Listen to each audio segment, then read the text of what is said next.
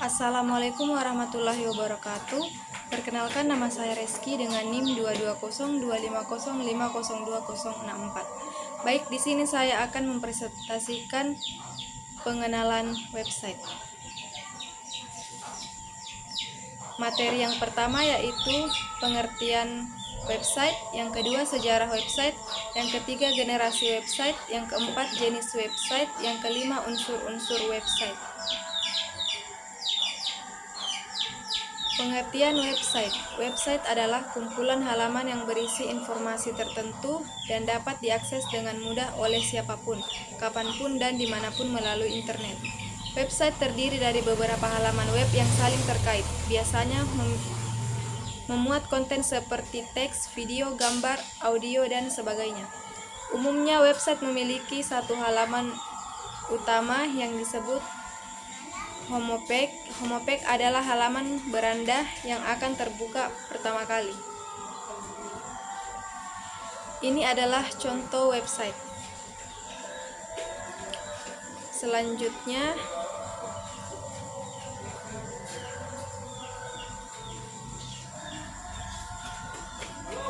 setiap website dibuat untuk tujuan tertentu, misalnya pengenalan sebuah brand bisnis, media berita, hiburan, toko online, sarana pendidikan, hingga media sosial. Untuk mengunjungi website, kita membutuhkan sebuah perangkat seperti smartphone atau komputer yang diakses melalui link URL atau Uniform Resource Locator. Sejarah website. Sejarah website dimulai oleh tim Berners-Lee yang mengembangkan World Wide Web (WWW) pada tahun 1989. Tim menggagas 3 teknologi dasar untuk membangun sebuah website, yaitu HTML, URL, dan HTTP. Awalnya website dirancang hanya untuk berbagi informasi di kalangan para ilmuwan, sampai akhirnya tim melihat potensi website sebagai sarana yang bisa digunakan oleh siapa saja untuk berbagi tujuan. Kemudian dirilis secara resmi pada 6 Agustus 1991 oleh Sir Timothy John dari tim Berners-Lee. Akhirnya pada tanggal 30 April 1993, CERN atau laboratorium tempat tim bekerja mengumumkan bahwa WWW dapat digunakan secara gratis oleh publik. Website yang pertama dirilis saat itu baru sebatas menampilkan teks sederhana tanpa variasi font, video, maupun gambar. Bahkan website ini sampai sekarang masih bisa mengaksesnya melalui URL. Ini adalah tampilan website pertama kali. Ini contoh generasi web. Web 1.0, web 2.0, web 3.0, dan web 4.0. Web 1.0 merupakan generasi pertama dari layanan internet berbasis web. Pengguna hanya bisa membaca dan mencari serta melihat informasi yang ada dalam sebuah web tanpa bisa melakukan interaksi lainnya. Bisa dikatakan pada saat itu tipe web 1.0 hanya menggunakan komunikasi satu arah, sehingga pada saat itu web tipe ini seolah-olah berperan sebagai papan pengumuman yang dihadirkan secara digital. Web 2.0 merupakan generasi lanjutan dari web 1.0 yang dikenal dengan istilah web sosial. Web 2.0 mengacu pada situs web yang menekankan konten yang dibuat untuk kemudahan penggunaan. Pertama kali diciptakan oleh Darky Dinucci pada tahun 1999. Web 2.0 memungkinkan pengguna untuk berinteraksi dan berkolaborasi satu sama lain melalui dialog media sosial dalam komunitas virtual.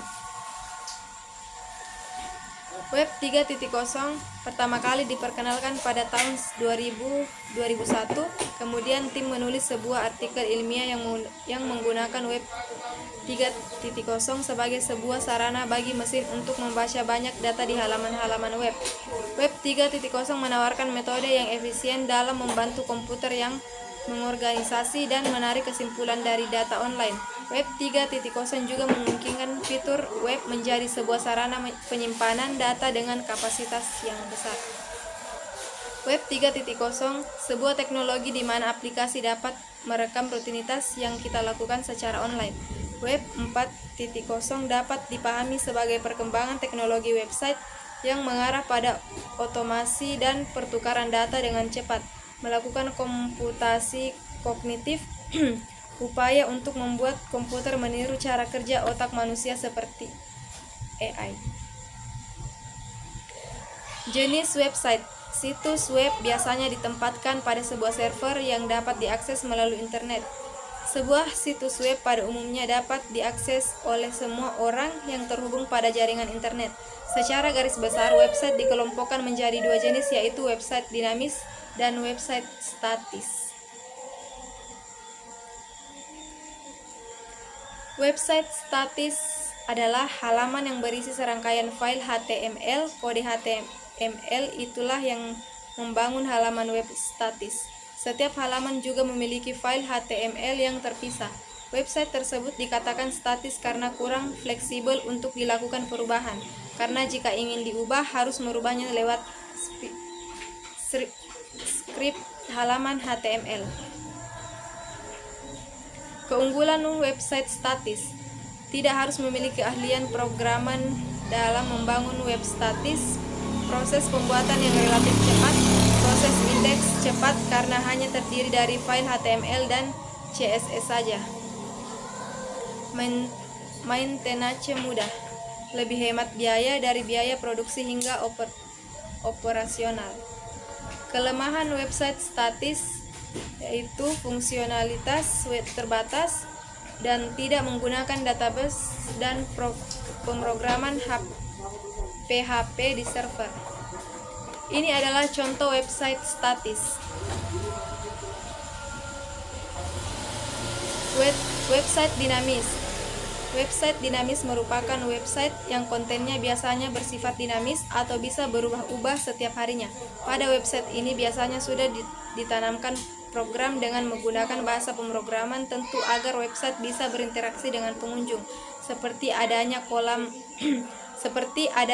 tanya jawab pada website, adanya form untuk registrasi, adanya fitur untuk chat langsung atau live chat, dan fitur-fitur lainnya. Keunggulan website dinamis memungkinkan pengguna untuk selalu memperbaharui baik itu konten ataupun informasi lain, dapat menggunakan CMS atau content management system sehingga akan lebih mudah karena dibantu tools dari CMS untuk membuat sebuah website. Pengunjung dapat berinteraksi langsung dengan web tersebut. Kekurangan website dinamis yaitu membutuhkan biaya dan waktu yang cukup banyak pada awal pembuatan, membutuhkan hosting yang cukup besar untuk membantu menyimpan file web karena menggunakan berbagai teknologi, plugin, dan isi konten yang semakin banyak menyebabkan pemuatan atau kecepatan website melambat. Contoh website dinamis. Adapun contoh dari website dinamis ini yaitu website media sosial, website toko online, website berita, website organisasi, dan lainnya. Unsur-unsur website. Yang pertama, domain. Nama domain atau URL merupakan alamat khusus yang kita gunakan untuk mengakses website. Biasanya diakhiri ekstensi seperti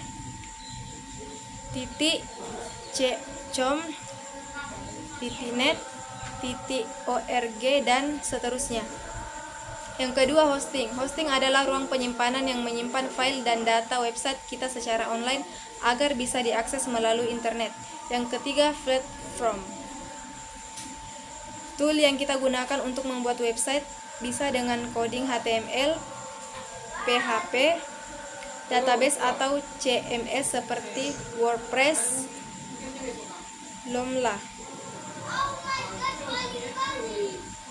Yang keempat, konten. Merupakan isi dari website itu sendiri, bisa berupa tulisan, gambar, atau video untuk menyampaikan informasi. Yang kelima, tampilan. Jika tampilan desain website menarik, pengunjung pun akan betah berlama-lama di website Anda. Yang keenam, SEO. Search Engine Optimization atau SEO adalah langkah optimasi yang membuat website muncul di hasil pencarian Google sehingga mendapatkan banyak traffic. Client-side dan server-side web programming. Client-side web programming merupakan salah satu jenis bahasa pemrograman web yang proses pengolahannya dilakukan di sisi klien. Proses penerjemahan atau pengolahannya dilakukan oleh web browser sebagai kliennya.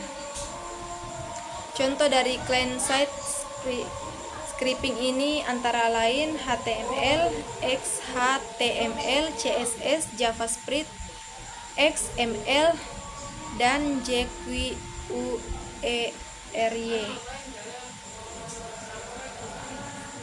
Client-side dan server-side web programming. Server-side web programming. Server-side scripting merupakan bahasa pemrograman web yang pengolahannya dilakukan dalam server. Maksudnya ialah web server yang telah terintegrasi oleh web engine.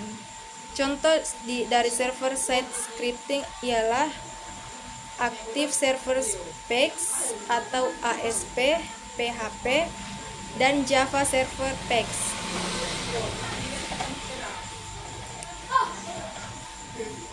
Inilah dia contoh web. Browser scripting, server scripting, HTML, CSS, JavaScript, PHP, dan SQL. Baik, itulah tadi presentasi saya mengenai pengenalan website. Saya akhiri. Assalamualaikum warahmatullahi wabarakatuh.